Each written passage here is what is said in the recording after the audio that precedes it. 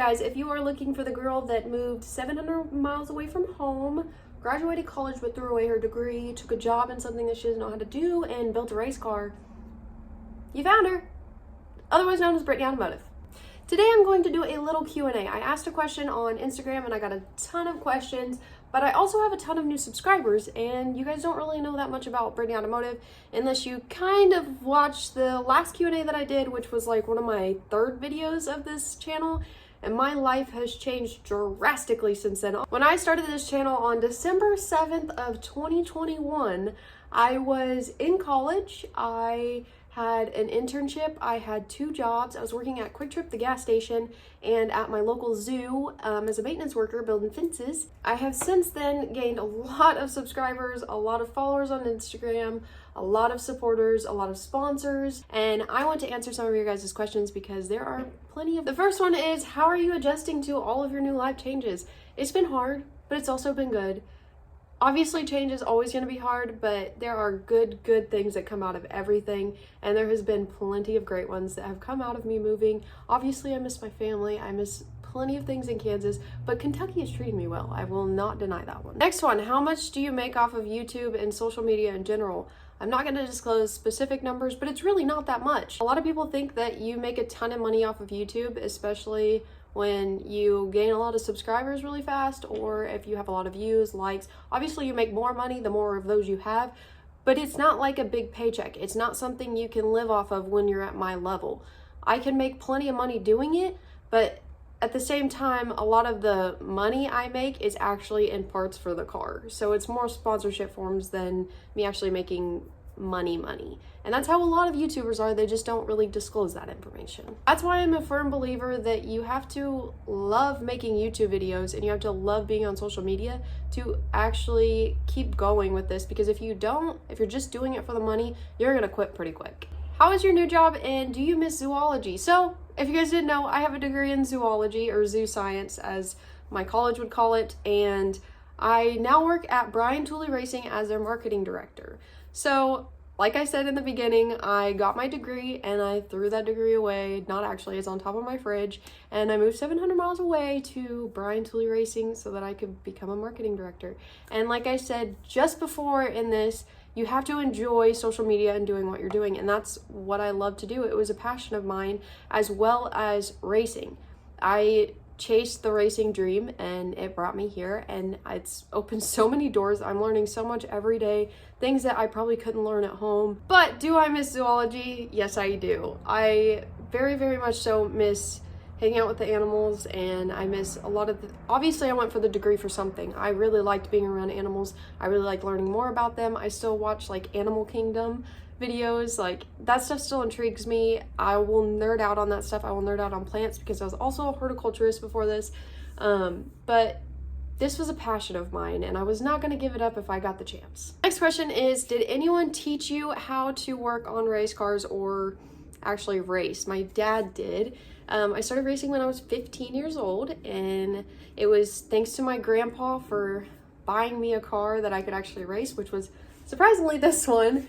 And then my dad helped me like learn how to race. He built my confidence up for me to actually want to go race. And then I bought the car when I was about 19, I think 18, 19. I bought the car and he helped me learn how to build it. We first started with the wiring, so I got very savvy on that. A lot of people from the OG days know that I'm obsessed with wiring, and that's kind of fallen off, but I need to shush. I'm gonna release some secrets. But yeah, so my dad is the reason that I know how to race and that I know how to work on cars. What is the favorite thing about my car? I'm going to take this question in 2 different forms. First, we're going to start about actually object on the car. And most of you would think I would say wiring, but since that was the first thing I ever did with cars, I didn't necessarily understand everything that came with it. It was really hard for me to understand what the sensors were actually doing. I was more just trying to make it look pretty. And now that I've been around the racing scene a lot more, I realize mine's not as pretty as I expected.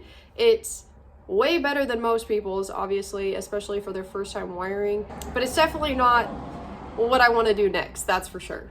I'm gonna be honest, it's weird, but one of my favorite things about this car is my coil mounts. They're from ICT Billet, and they're off of the valve covers, which is what I wanted. I keep seeing engines built with coil mounts on their valve covers, and I kind of like the sleekness of it, and I might go back to that. But right now I really like the remote coil mounts. The second way that I'm going to take this question is, what is my favorite thing about having this car? And I think it's because of the history that I have with it.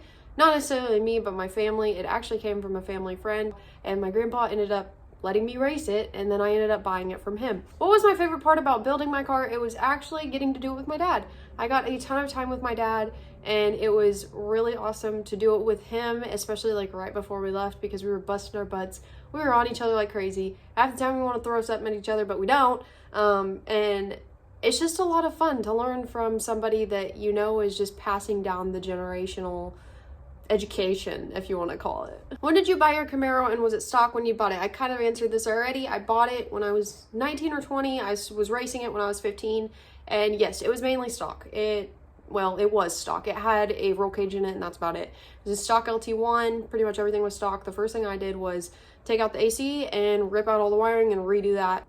After that season is when I started my YouTube, so you can see absolutely everything that I've done to this car since then if you just scroll down to the bottom of my profile. Why did I pick the LT, and why didn't I LS swap it? Well, honestly, it was because I was going for budget, and I did not expect it to go as far as it did this year. I definitely was going to keep it mainly stock until I got a sponsor. I got my first sponsor July 1st of 2022. It was Martin at Smallwood Race Development, and he sponsored a cam, valve train, all that good jazz. And I ended up going down to a bare block because I checked cam bearings. If you guys know, you know. It was a whole mess, but it taught me a lot. I'm really glad that I kept the LT and I built it myself, and I learned everything that I did so that in future I know what I'm doing, and it built Brittany Automotive, to be honest.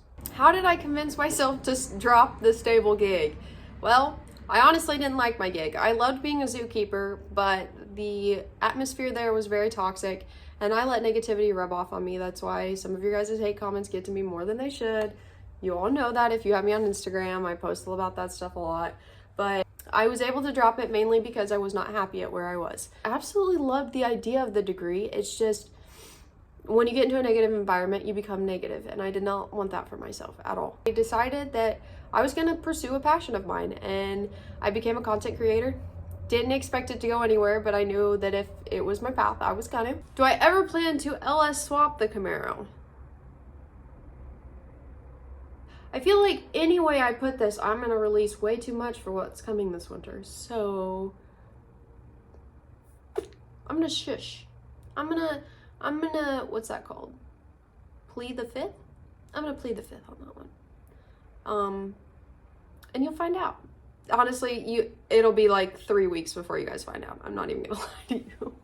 Why nitrous turbos are so much more efficient? Well, one, my dad is a nitrous connoisseur, if you will. So he definitely wanted to see nitrous on this car, and I didn't really know what I was doing. Yeah, turbos would have been nice, but they are a lot more expensive than nitrous. Did you know that? Yeah, they're a lot more work too. First off, like, first build, nitrous is your friend. You slap a plate on that bad boy, do a little wiring, boom, there you go. I put the purge kit on this thing when I got here. I finished the nitrous when I got here. It wasn't that hard. Like, I didn't need my dad right next to me to tell me what to do, so nitrous is a lot easier. Let me just say that, okay? So for this next question, you guys are probably gonna have to go back a few videos to watch me learn how to TIG and MIG weld at the same time. I did it very quickly. It wasn't actually as hard as I expected. I actually am way better at TIG than I am MIG, which is kind of opposite of most people because MIG is a lot easier, but I kind of have an artistic ability. I used to have like an Etsy store. I used to paint a lot. I did wood burning, like I did pinstriping as a kid. I think I was like 6. So TIG was not that hard, and it just kind of came naturally. And the more you practice, the better you get. And I am very good at practicing. If you give it to me, I'm gonna sit there and practice until I'm good at it because I want to prove all of you wrong. What size wheels and tires do I have on my F-150? That is right here. Compliments of Archon and custom offsets. I'm throwing these two questions together because I feel like they're pretty close to each other. Have you ever thought about building a Mustang? Well, I had a Mustang. This is what happened to the Mustang. Yeah. And then I bought a truck. which is an F-150. And yes, I would hope to do more stuff to the F-150. It's pretty much stock, EcoBoost, wheels and tires, a little bit of a lift. I'm broke, you guys. I'm trying. She takes all my money, okay? And she's about to take a lot more of it. Why Chevy over Ford? Well, I don't think I chose Chevy or Ford. I don't think I ever will choose Chevy or Ford. I actually, at one point, owned this Camaro and a Mustang, and now I own an F-150 and this Camaro. So, neither. I am the epitome of that meme of, why not both? Do I have a tuner? And if I did my tuning, how did I learn how to do it? I am what you call a YouTube tuner. I learned off of YouTube. Joe Simpson, I think that's his name. He does a lot of great videos on Holly, especially with the Terminator X, which is what I have. And yes, I did tune my car at one point. Last year, I tuned my car. I ran through race week, all through my tuning abilities. This year, I took it to a tuner, and it was because I work with the tuner, and I just really felt more comfortable if somebody else tuned it on Nitrous rather than me doing it through YouTube. What did my car dyno at? That is actually in one of my older videos, and you can go check that out there. I'm sure you guys have about a gazillion questions about my life, but I actually asked a question about race week, and that is what the main part of this video was for, and I honestly have way less questions about race week. So I'm going to answer the few that I felt were very important to get to on this video, and hopefully one of you guys will do race week with me. First question is, what do I look forward to most on race week? And that is probably spending time with my dad, honestly. Past two, I've been very excited to spend time with my dad. Also, Buc-ee's. Buc-ee's is amazing. Like, I bought a fudge sampler this year. You know how happy that makes me? I love fudge, okay? That's all I gotta say. Okay. Buc-ee's. It's Buc-ee's, sorry. Was I over or under prepared? I have done 2 race weeks. 2. And both of them I've come unprepared to. The first one, I had just finished wiring the car and it barely started before I put it on the trailer to leave. And the second one, I broke a push rod the Sunday before I left. And I think I left on a Thursday? Yeah, go watch that video. That was stressful. Am I doing race week again next year, and what are my goals for it? Of course I am. I'm not going to stop doing race week. As long as I can make it, I'm going. And my goals for next year is probably to finish. It's been the same for the past 2 years. Race week's rough, you guys, okay? As long as you finish, that's all that really matters at that point, you know? Genuine question, are race weekers actually helpful when you break? Yes, very much so. If you go to the tower and say you need this part, they're going to announce it and someone's going to bring you that part. And if not, someone is going to take you to the local parts store to get it. I promise they're going to be helpful as much as they can. You can walk around and ask people for things. Honestly, people swap tools all the time. Like, I promise. You are going to have no problem at finding somebody that is willing to help you throughout the week. Did I accomplish what I wanted to in this last race week? Yes, I did. I finished. That's about it. That's all I wanted. I built my car, the first engine I ever built, and it finished race week. That's all I got to say. Point blank period. 22-year-old girl. First engine she built. It finished race week. The most brutal week on a race car. I'm happy with that. How much did race week cost me? I actually looked through my credit card because I was very curious about this question. After entry, gas, hotels, everything. I almost paid for everything. Almost. My dad paid for a little bit of it. It was over $2,000 on my credit card alone. So probably at about $300-400 on my dad's. It's not cheap. I will tell you that right now. Was driving my car for long periods of time comfortable? Honestly, this car makes it very comfortable. I still have the stock seats in it, so it's really not an uncomfortable seat to begin with.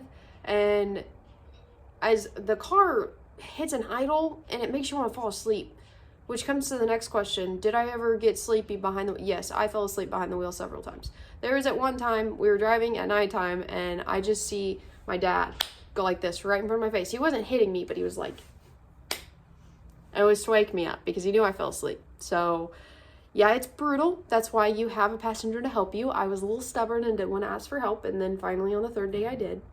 And yeah, I took a little nappy pappy and then I was better. What index am I going to be running next year? I don't know if I'm going to be an index, guys. Okay? I don't know what class I'm running in. Let's just say that. We're going to find out. And I'm going to shush again because I'm going to release things. But I'm super excited. Also putting these 2 questions together because I also feel like they're kind of the same. Am I doing sick week 23? Probably not. I've gotten mixed reviews about it, and right now I don't see it being in my schedule this year. I think I'm going to choose some other ones and branch out first, and then maybe choose sick week in 24. 1.0 or 2.0? Why?